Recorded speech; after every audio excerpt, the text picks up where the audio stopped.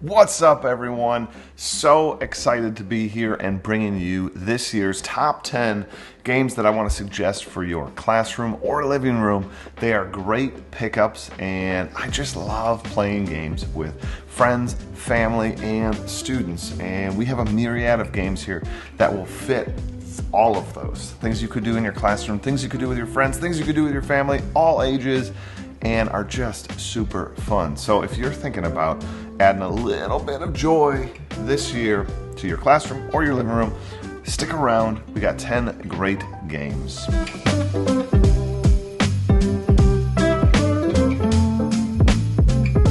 All right, brief disclaimer before we get into sort of all the games that we have is that these are all in print, things that you can get. Of course, I was trying to help you pick ones. And the other thing I want to sort of just point out, because there are some people that would kind of tell me these aren't the newest or the latest. These are just 10 great games that I have not debuted before that I discovered this year. So they were new to me. So they're not old games that I've played before, though I have countless suggestions. And maybe you guys can put a link or put a comment down below to tell me that you'd like me to make those kind of like the games that I knew before this time. I'd be happy to sort of put those in. But right now, I want to get to our top sort of 10, and really in no particular order. These are just 10 that I discovered and loved, and there's going to be different reasons they're on, and I will share kind of how and when you could play these games. And so, like, without further ado, let's dive into this year's holiday top 10 that you should pick up.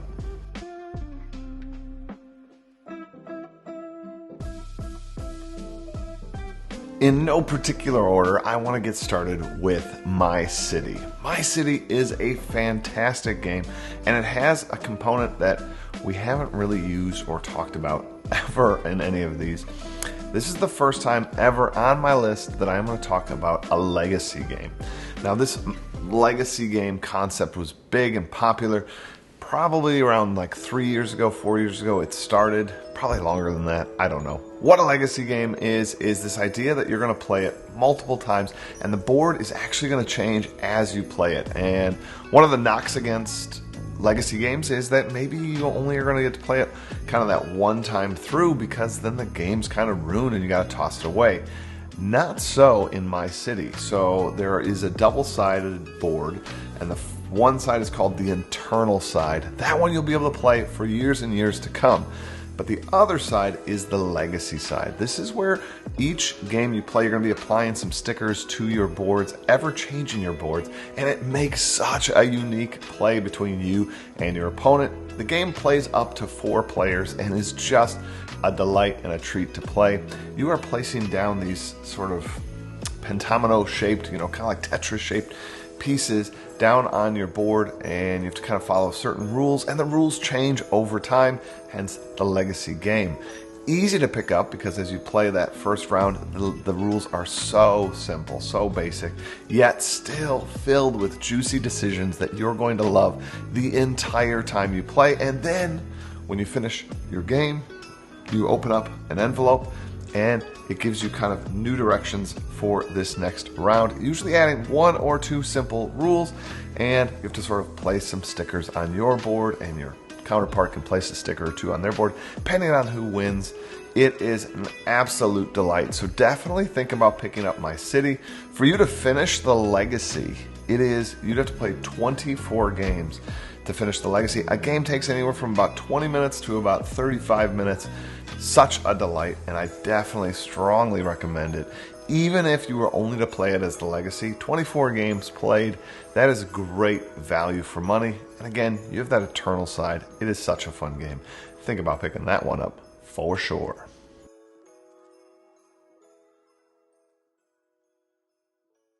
All right, the next one to add to our pile is one called We're Doomed. And it is a fantastic game that plays in 15 minutes. So fun to get to the table. You can kind of put it between games, can be a great game for your classroom, great game for that family get together and you only have a little bit of time, or your family's not the biggest gamers. This one is so much fun. Plays in 15 minutes, plays up to 10 players. Again, great for that classroom experience, but also great for the family. When you have that holiday get-together, pick up We're Doomed. It is a great game. The storyline here is that the Earth is going to like go nutso because there's an asteroid coming, I think is the actual thing. Don't quote me on that. And so all the governments of the world have come together to sort of build a rocket ship and put some of our best and brightest on that rocket ship to send them out into space and find a better place to live and redo civilization, so to speak. You're not going to be doing really any of that except building the rocket together. And so each turn, your government decides to like collect some resources and add it to this sort of collective building of the rocket program, or kind of be greedy and choose an influence. Now, the influence are going to be what allows us to get onto the ship, and who has the most influence gets the first seat. And this is where the game sort of lights up, because there's this push-pull mechanic in that we are shared cooperatively trying to build this rocket so that we can build it so we can all get off. There's a chance we all win. Such a delight. However, the intriguing proposition is, if I feel like, I don't think we're going to make enough seats, because you have to get enough resources in there to build a big enough rocket in that 15 minutes. I don't think we're going to get there, so I want to start protecting myself and make sure I have more influence than the rest so that I get on that ship. It is so fun. People have to watch out for lots of different craziness happening, because in between each round, there's an event card drawn. And again, think of the title of the board game here. It's called We're Doomed. So none of these events are good. You pick it up and you read, and there's all sorts of things, like the rocket gets to sort of understand that it is being used. It's got a little bit of a conscience. And so it launches mid-game, and you all of a sudden have only 7 minutes to get enough resources in there. That's crazy. Sometimes, a little sabotage happens to the rocket. Sometimes sabotage happens to each other. Ooh, one of the actions you can take is you can nuke a player. Crazy bonkers. Why you'd want to do this? This would remove them from play. Don't get too frustrated about removed from play, because again, it is only a 15-minute game. You'll be back in no time when we load this up a second time. But you'd remove that player because maybe they're gaining too much influence and they're not really helping the project. But you have to think, because once you remove them from play, they can no longer be selecting resources to contribute, and you have to spend a ton of resources to develop the nuclear weapon instead of developing the rocket. It is crazy sauce. I will tell you, when I played with my family at Thanksgiving, they all loved it and did the rare thing for my family, who isn't really board gamers. They instantly said, let's play it again, right? That is the kind of game you want to bring to the table. So hopefully you pick up We're Doomed.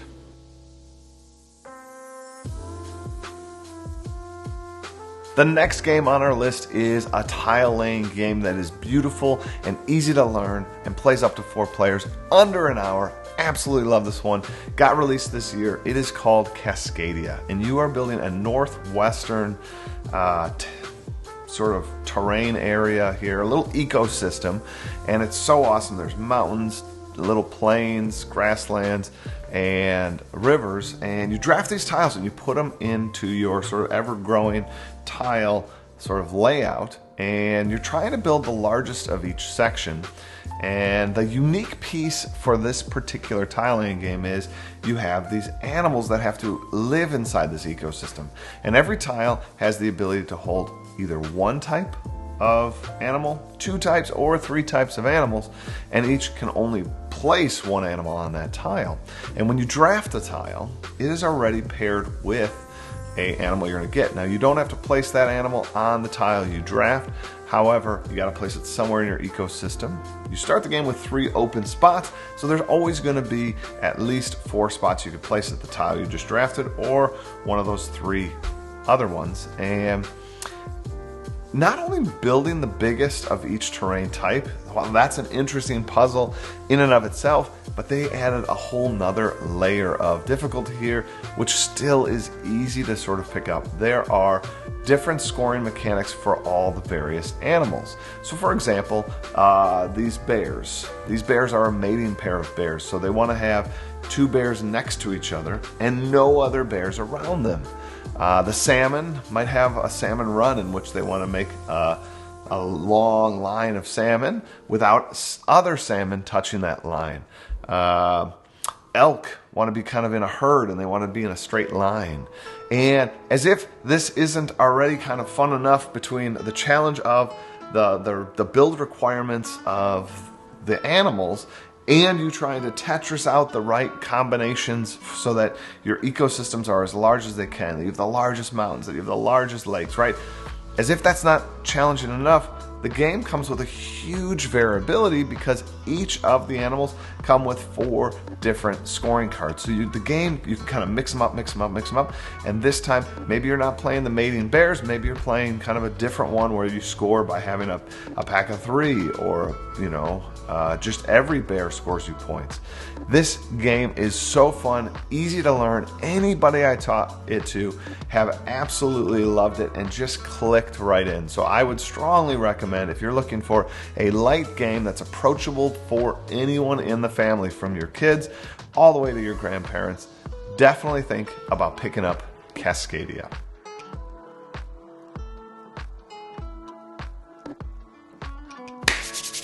We're always looking for a good party game. We have friends and family over for the holidays, and we have lots of students in our classroom. So whichever reason you're looking at this list of games, this one's going to be a great one for you. This one's called Detective Club, and it is so much fun.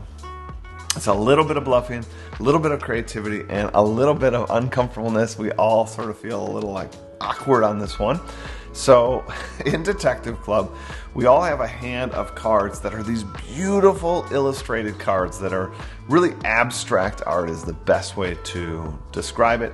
If you've played games like Dixit or Mysterium, it uses the same style of artwork. In fact, you can use those cards to this game. So if you have Dixit or Mysterium, shuffle those cards in if you want, or just change the experience by grabbing the Mysterium deck or the Dixit deck and play with them. Such a great game.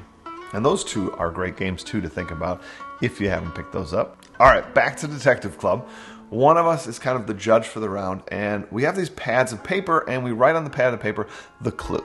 And the clue could be something simple like Starry Night, or it could be like hope, could be like joy, happiness, whatever.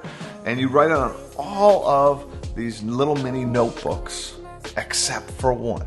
And then you pass those out to the players. And everybody will know what the clue is except the one. And now you personally lay down one of your cards so everyone around the table can see a card you've laid in front of you so they know it's yours, this artwork. And the next person lays one down that they feel matches the word joy, the next person, and whoever that person is that does not know the word is joy, lays down one, and they're laying it down kind of based on what they've seen. They're like, well, that's like, oh, all of these seem to have blue in it, so maybe the clue is like sky or blue, so they put down blue, and maybe their picture won't be perfect for joy. We go around, we do it a second time. I place another one down. Everybody else puts the second one down. Then, after everyone has placed 2, this is crazy, this is insane, we all go around and kind of BS why we laid what we laid down, without saying what the word is, because we know out there is this sort of imposter. So I described mine like the word was joy. I picked this one because this person's sort of smiling in the background. I picked this other one because it reminded me of a birthday cake, and I love birthdays. So that is why I did those. To me, it symbolizes joy. Next person. Now, when it gets to that person that does not know, hopefully they've heard enough that they can kind of BS why they picked their 2. But now they have to like make these 2 random choices shoehorn in to the word joy. And they didn't really select them for joy. And then everybody's gone. Now there's this great moment where we kind of debate, who do we think the imposter is? I don't get to vote because I was kind of the main person. But the scoring mechanic, you can get into it when you read the directions. But everybody kind of guesses who the person is. And the imposter can score some points. I can score some points if only one other person guesses the imposter. If 0 or 1 guesses the imposter, I get points.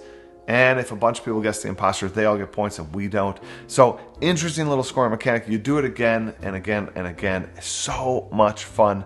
And again, great for all ages. Everybody's able to play this one and just so much fun. I think it actually plays, I want to say up to 8 players.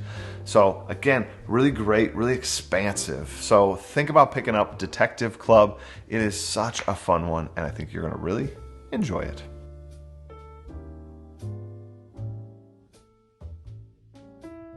This game on our list is such a great one. It is called War Chess. Now, before you're like, whoa, whoa, whoa, whoa, I don't want another war game. This one is more like the game of chess, only sort of modernized a little bit, and I absolutely love it. The board is a simple layout. The box gives you lots of variable pieces. How this works is we're each going to get 4 unit types. And I love this. The game comes with, I want to say like 12 or 16, something like that, different units. There are 2 expansions you can pick up, which I also picked up because I loved the game that much. You're going to have these 4 different units. And the opponent's going to have 4 different units. There are going to be little cards that explain what the units do. The game is super slick, super simple. I haven't had really any rules problems. Easy to pick up to everybody I taught. But it's chess-like. You're moving these pieces out on the board, trying to gain these certain control markers, destroy some of their units, and very much chess-like in that there's no perfect way to do it. I can't escape getting killed myself. Kind of, I take a piece, you might take a piece. Occasionally I can muscle in that I'm going to take a piece and you don't. Much like chess, but this time I have 4 unique pieces. They're not just the bishop, the knight, and the whatnots, right? And you have 4 unique pieces that I don't have. So constantly these combinations of how best to use the pieces I have and avoid the frustration of the 4 pieces you have. The game plays in about 30 to 40 minutes and is such a delight. It is a 2 to 4 player game. However, little asterisks on that. It is exactly 2 or exactly 4. That is your ability to play this game, but it's such a good one to pick up, especially if you want that lower player count. We've already talked in this list about some games that are for more than like 2 players, much more than 2 players. This is a great one if it's just you and one of your kiddos can play, or maybe you only have 2 kiddos, they can play. Not so great for the classroom, but great for your living room. But if you have a classroom and you want to do this as like a station or an activity, the units are actually these poker chips, so they're really solidly built. They're little clay poker chips. So again, you don't really have to worry. This game's going to last you. The only cards in the game are just explaining which units you have and explaining what they do. So not really a whole lot of card bend. You don't have to worry about that. And your pieces are these plastic chips. And I just think it's just been a delight to play it. My daughter, who learned it when she was 10, absolutely loved it, and I think that was fine for her. You could probably even go down below that. So just a great game. Think about picking up War Chest if you can. It is a great one, and I think you and your family are going to enjoy.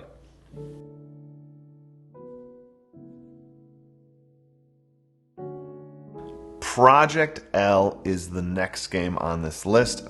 Project L is a fantastic, quick little almost engine building abstract game. And I don't usually love abstract games, but this one just seemed to work with my friends and family. It's a 30-minute game in which players are sort of drafting these tiles, and they're awesome tiles. The standard game, you don't have to buy a Kickstarter version or anything, have dual layered boards, which means like the shape is cut out into the board, and you're trying to, on your turn, fill that box up. You only have so many actions to do per turn, and you kind of draft new tiles to sort of complete. When you complete them, you gain another piece to help fill out more of these boards later. And it's this neat little puzzler. It's quick and easy for everyone to pick up, and the game is so close. I've tried picking up a lot of the small ones and was able to do them fast and furious and get a lot of points with the littles, and I have won that way, and I've come up short that way. I've done just the big tile score point tiles, and that one has helped me win sometimes, but I've also come up short on that. So the game really allows varying play ability here. Anybody can approach this. It has this sort of personal Tetris feel, and this engine builder, where that comes in is every tile you complete gets you a new piece, and you get the pieces back that you used there. So you have to kind of think through what pieces you want, what pieces you need, what's the order you should be finishing these to sort of clear those boards, get those pieces back to place on the other boards. Such a fun experience. And again, super short and easy. Definitely think about picking up Project L. It is another fantastic game on this list.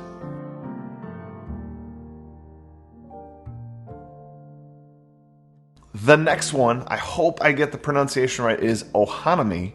And ohanami is a great little card game for 2 to 4 players in which you're building these sort of Japanese gardens. And the reality is what you're doing is you're placing cards down in a sort of number line order from 1 to, I think it goes up to 99, maybe it goes up to 100, maybe it's 102. I think that might be it. I don't know, it's been a hot minute since I've played. But you're building these 3 gardens, and you can start a garden by placing any particular number down, and then the other numbers have to be either higher or lower than that number. But once you, I'm getting ahead of myself. Let's just do an example. Let's say I was to lay down the number 40. All right, now I have this 40 card here, and the next card, let's say I lay down, is a 75. I would put that up top above it, right? And now I can't place anything between 40 and 75. I can go above 75 or below 40. So that play really cut off a lot of card playability. But I do have 2 other gardens that I could start.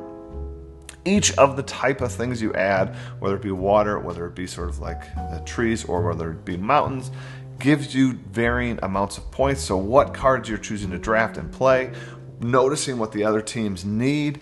It is such a delight, easy to play. My parents, who are not the biggest gamers, absolutely love this one, and in fact instantly ordered it off Amazon when they played it. So this was a great one for those non-gamers, but they're used to sort of card game-esque, simple rule set, but a little head scratcher of when you choose to sort of break your perfect flow because of points, and leave yourself some safety valve to sort of still be able to place in these other spots. It's a delight and a fun little puzzler.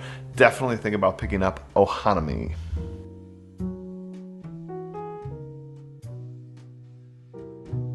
For those of you that have sort of followed my channel and know me, know that I absolutely love playing board games and card games of all shapes and sizes, from party games to card games to big, like epic 8-hour-long games. I absolutely love it. And so far this list has really celebrated and showed some great sort of lighter fare games, and I'm gonna click this up just one notch. This is not gonna be a big 8-hour game, but this next one's gonna be at least an hour long, and it is such a cool game. I absolutely loved it. In fact, I may say it was my favorite game I learned about in 2021. Year's not over yet, so maybe I'll learn some more, but this was such a surprise. It's called Age of Civilizations, or Age of Civilization. This one, you are sort of gaining some points. It's a worker placement game, so you're going to have these possibly 4 workers in which you can put down on certain things, certain action spaces outside your control and some inside your control. You get to become these various civilizations, eventually letting go of a civilization to become a new one. It sounds big and you feel like you're doing stuff. There's a technology tree in which you can kind of upgrade. You can, like I said, change civilizations. There's all sorts of things you can do in this game. Build a wonder. It feels rich and filled with options, but in actuality, very simple game to play, very simple game to learn. Everyone I've taught this to has absolutely loved it, and they packed a ton into this box. A ton. It is a tiny box that you really feel like you played a bigger, in my world, like 90 to 2-hour game. That you feel like you had that kind of experience, that you got to explore these various things you can do in a civilization, yet packed in a tiny little box, packed in about an hour playtime. My daughter loved it, and so have my gamer friends. So definitely think about picking up Age of Civilization. So fun. I cannot believe the number of civilizations they have in here. There's a boatload of them. I think there's something like 10 different wonders you can build. Again, they have science. Then there's 3 expansions they put in the game, in the box, that you just get automatically, that are all awesome to play with. This just Magnifique. I absolutely love it, and I hope you check this one out.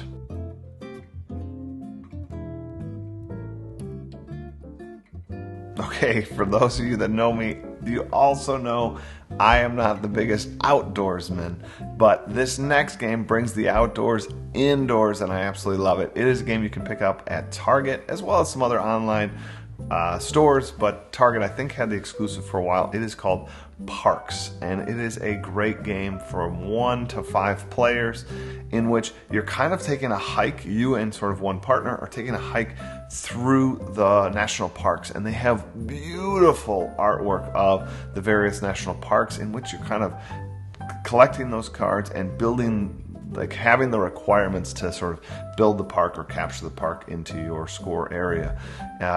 There are little upgrades you can make to your hikers so that they can have better equipment in which they can kind of achieve some of the goals a little quicker or a little easier. That's kind of a delight, and it sort of tickles the brain, and you have to kind of decide, is it worth going for those, or is it only worth getting more of the resources in which to sort of get the national park cards into your scoring area. So fun, and just again a beautiful walk through these national parks. And there's this interesting action for anybody that has played the game Tokaido. It kind of uses the same sort of journey mechanic where you're hiking through these national parks. Each of the spots you stop has an action you get to do, but you could choose to sort of skip ahead actions because you really need to do this one. But when you get to the end of the trail, you know, that's all that guy can walk for that day, and we do so many days. So it's the idea of, do I stop at every single spot to collect every single little micro resource, or do I jump ahead because there's certain one-time bonuses for jumping ahead and getting those before others, and only one person can be on a spot at a time. So then there's this like, are they going to take that spot? So should I skip ahead 5 spots just to get it, to guarantee I get it, and then I maybe deny others to get it? It is an interesting little head scratcher that is just so fun to play, and again, oh so beautiful. So for those of you that enjoy kind of the parks and the outside and the outdoors, you know, as we head into this winter, and maybe you do a little less of that unless you're truly hardcore outdoorsman, definitely think about picking up Parks. And again, great for the whole family. They're gonna love this one.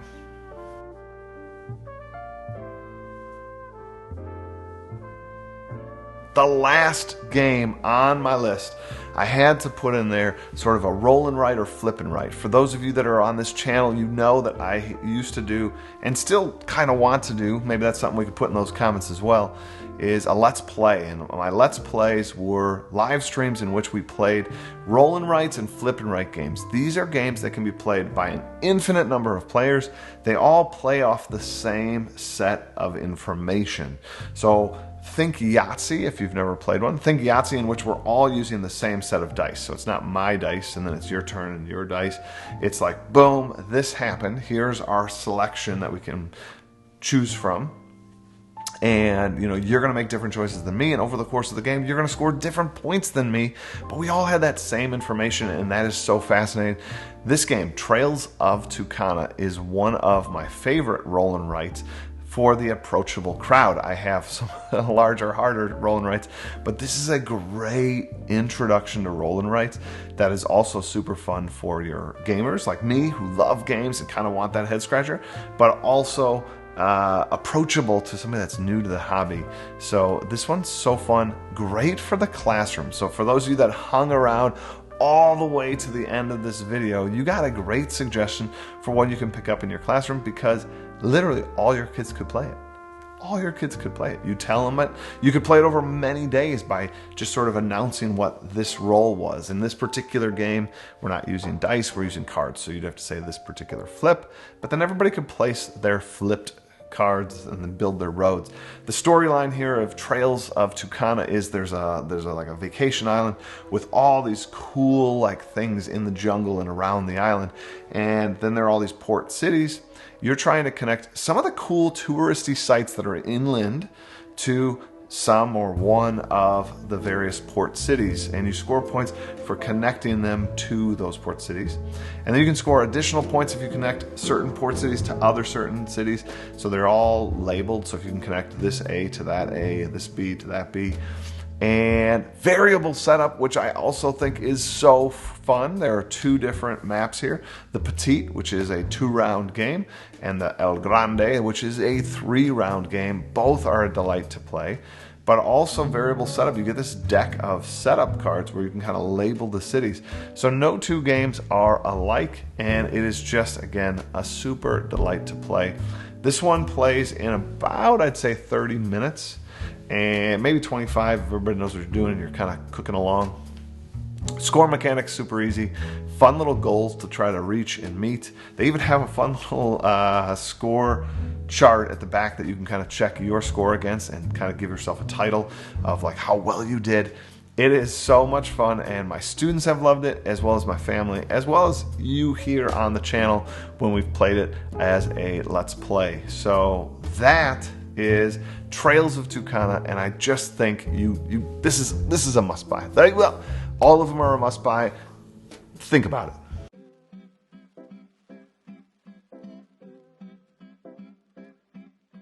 All right, everyone, that concludes this year's buying guide, their holiday game guide for your living room to your classroom. And I hope you consider picking up 1, 2, maybe even all 10 if you're crazy like me. These are must-haves. They are great games for the family, and I think you're really going to enjoy the experience. If you're new to the hobby, if you've watched this and you thought, I don't know, this is a lot of money, I just want to make the case that you're buying an experience. This is not a thing, right? We have tons of things that are for ourselves and not really shareable. These are experiences in a box, and experiences that you can play over and over again. Start a game group with some friends. Do a game night with your family, right?